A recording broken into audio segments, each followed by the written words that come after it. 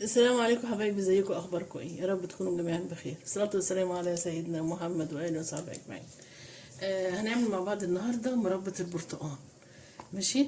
انا جايبه هنا كيلو برتقال وكيلو جزر. بصراحه انا الطريقه دي شفتها على اليوتيوب عند واحده وعجبتني، فقلت هعملها. انا كنت الاول بعمل البرتقال بطريقه تانية، لكن لما شفت طريقتها لقيتها اسهل وقلت ايه هعملها واجربها. هي كانت عامله 2 كيلو و2 كيلو، انا قلت لا هعمل كيلو وكيلو عشان اشوف الدنيا فيها ايه. ماشي. فانا جبت كيلو برتقال بسره وكيلو جزر. قشرت الجزر وايه وغسلته، وادي البرتقال تغسليه كويس جدا. تمام. وحط حله فيها ميه على النار، احط فيها البرتقال ده زي ما هو كده بعد ما غسلتيه كويس جدا. كيلو برتقال بعد ما غسلتيه كويس جدا تحطيه في الميه يغلي دقيقتين 2 بس. ماشي. تحطيه في الميه وهي بارده عادي جدا. ماشي.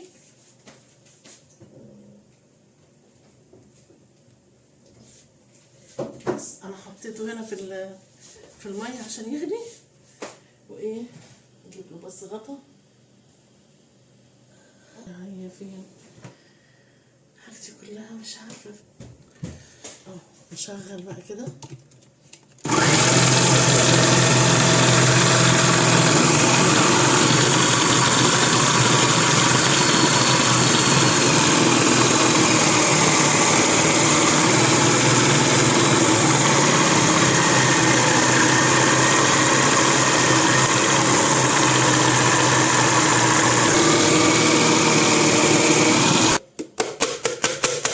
اهي بس كده. نفضي المكان ده كده، دي الناحيه دي.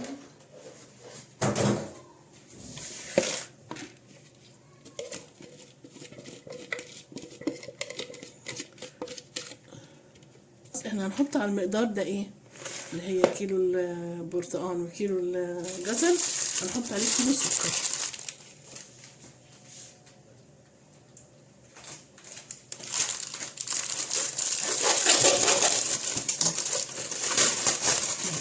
هنحط عليه ايه كيلو سكر. هنقلبه ونسيبه شويه عشان ايه يجيب ميته. هنقلبه نقلبه كده بالسكر عشان ايه السكر يخليه يجيب ميته.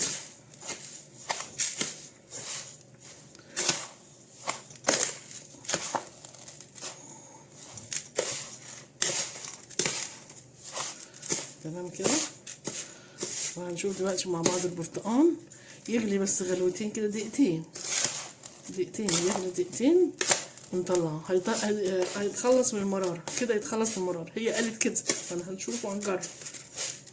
يعني هي قالت ان غلي البرتقال ده دقيقتين كده على النار بقشته بتنزل المرارة من البرتقال. فهنشوف. فانا قلت اعمل كيلو وكيلو عشان اجرب، لان الاول انا كنت بعمل ايه، بمسك البرتقانه ابشرها على المبشره اليدويه العاديه، ابشر كده من كل الجوانب عشان هي القشره الخارجيه دي هي اللي بتبقى مره. تمام.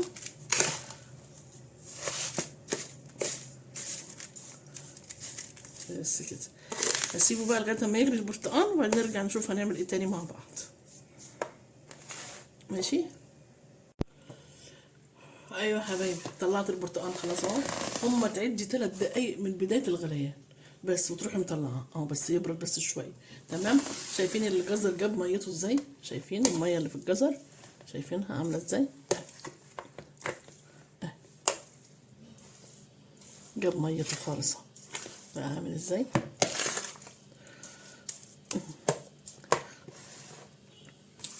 يبرد بس شويه بعدين نقطعه.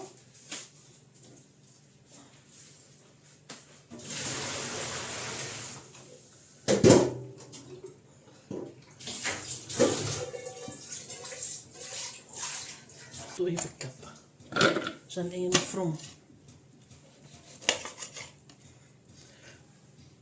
هو مفيهوش بذر يا جماعه عشان ده بسره، برتقال بسره مفيهوش بذر.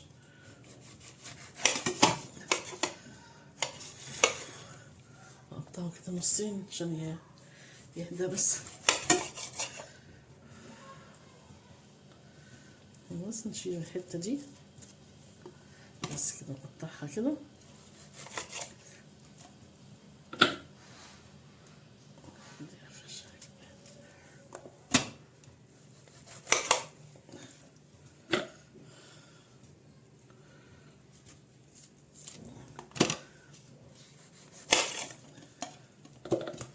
شايفين انا بعمل ايه؟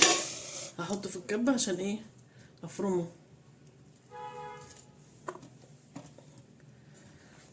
انا عايزه استنى عليه شويه ما يبرد، ما افرموش وهو سخن كده عشان ما يبقاش عجينه، عشان انا عايزاه مش مفروم قوي، يعني يبقى باين كده عشان طعمه يبقى باين، فاستنى عليه يبرد شويه. احط دول كمان كده، انا هقسم دول نصين واسيبهم يبردوا.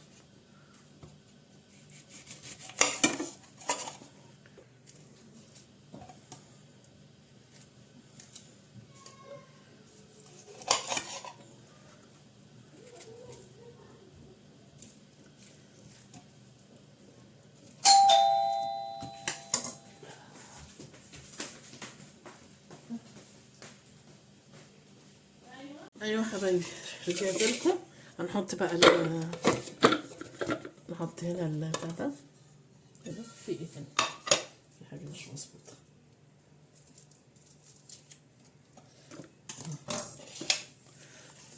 نحط هنا كده. النهارده زحمه؟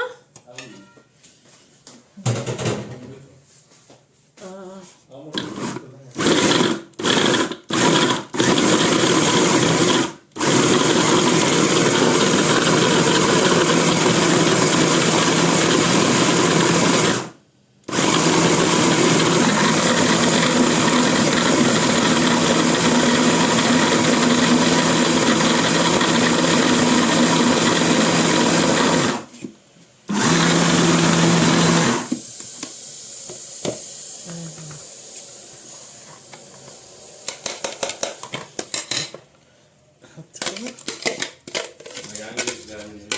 حاضر نخلص. طب والله يابا.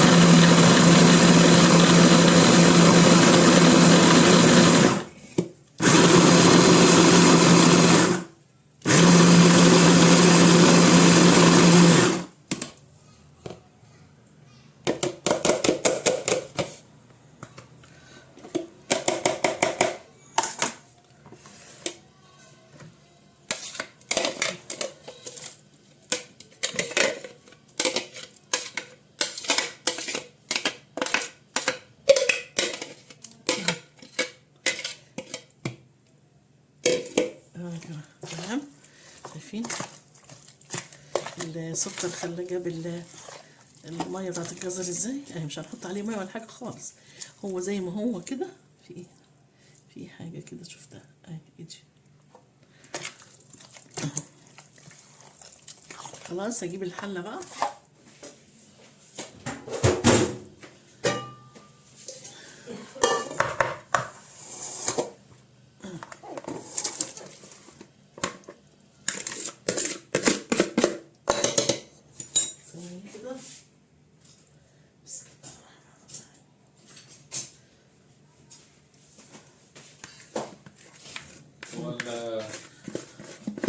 الزهراء المعايا دي فين؟ خلاص يا جماعه، بعد كده هحط عليه ايه بقى؟ هحط عليه عصير ليمونه كبيره وهحطها على البوتاجاز. ماشي. وبعد كده هنقل لكم الكاميرا هناك عشان نبقى ايه، نتابع مع بعض السوا. خلاص هنحط هي عصير ليمونه كبيره، لو عامله كميه اكبر من كده كنا حاطين عصير ليمونتين، هي دي عصير ليمونه كبيره بس عليها كويس قوي. تمام. وبعد كده هنقل لكم الكاميرا هناك عشان نشوف مع بعض. ايوه يا حبايبي، كده بقى لها نص ساعه تغلي. تمام. فلسه فيها ميه اهي، ولسه ايه، لسه شويه عليها. تمام.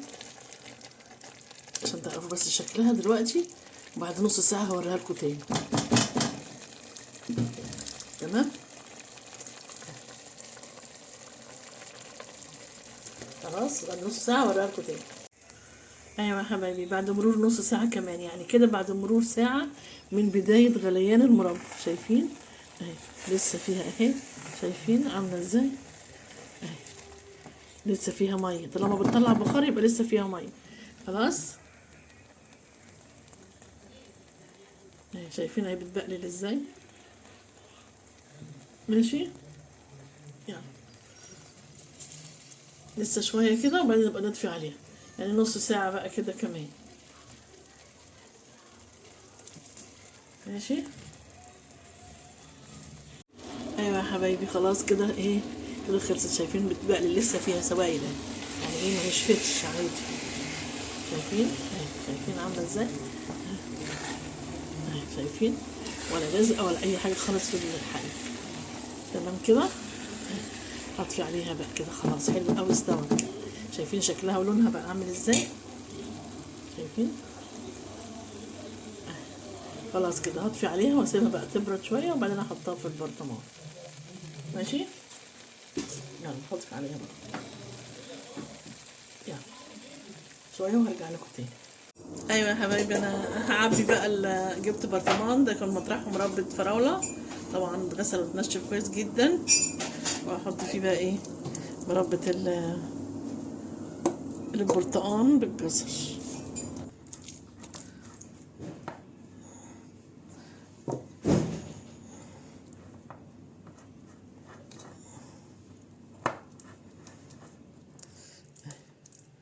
بس كده تمام كده. تمام كده.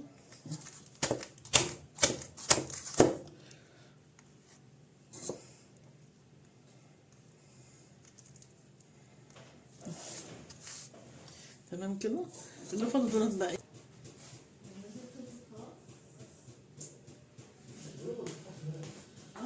كرسي هنا عند التلاجة. انا شايفها عند التلاجة، عند التلاجة انا شايفة.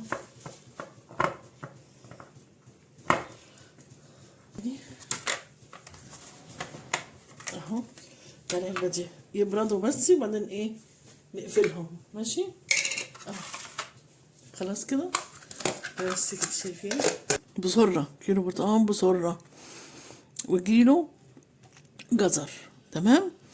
بنغسل البرتقال كويس بقشره زي ما هو كده، تغسليه كويس جدا وبعدين تجيبي حل حطي نصها ميه، حطي فيها البرتقال، عدي من بدايه الغليان 3 دقايق، روحي طافيه، طلعي البرتقال يهدى، قطعيه زي ما شفتيني بقطعه كده، تحطيه في الكبه، تحطيه في خلاط زي ما انت عايزه، تفرميه. خلاص.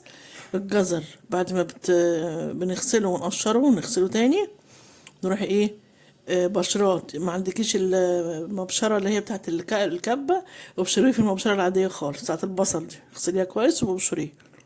بعد ما كده بنحط عليه كيلو الكيلو البرتقال وكيلو الجزر، بنحط عليه كيلو سكر. تروحي حاطه السكر على الجزر وتسيبيه تركنيه عشان ايه السكر يخليه يجيب ميته. بس قبل ما تسلقي البرتقال وتقطعيه وتفرميه يكون ايه الجزر جاب ميته، تروحي حاطه الاتنين على بعض في الحله، تحط تعصر لهم ايه، تعصر لهم ليمونه كبيره صفرة كده كبيره حلوه فيها ميه مليانه ميه، تعصريها وتروحي حاطه كمان ايه رشه ملح خفيفه عشان رشه الملح دي بتظهر السكر. تمام. بس واول ما يغلي، اول ما تغلي على النار روحي موطيالها بقى خالص شمعه كده وتقلبي كل ربع ساعه تقلبي، بتاخد منك تقريبا ساعتين على النار، وتغطي الحله. ليه؟ علشان البخار اللي طالع دوت يسوي البرتقال ويسوي الجزر. توطي وتغطي الحلة، تقوم ايه وكل ربع ساعة كده تروحي تشيلي الغطا وتقلبي، تشيلي الغطا كل ربع ساعة، تاخد منك ساعتين على النار وهي النار واطية خالص. تمام. بس كده. طعمها خطير جدا. وادي مربى عندك في التلاجة، تاكليها بقى مع قشطة، تاكليها جنب كوباية شاي، سندوتش كده جنب كوباية شاي تحفة جدا. تعمليها سندوتشات للولاد وهم رايحين مدرسة. ادي مربى مكلفتكيش حاجة. شوف برطمان المربى ده بنجيبه بكام من بره دلوقتي. تمام.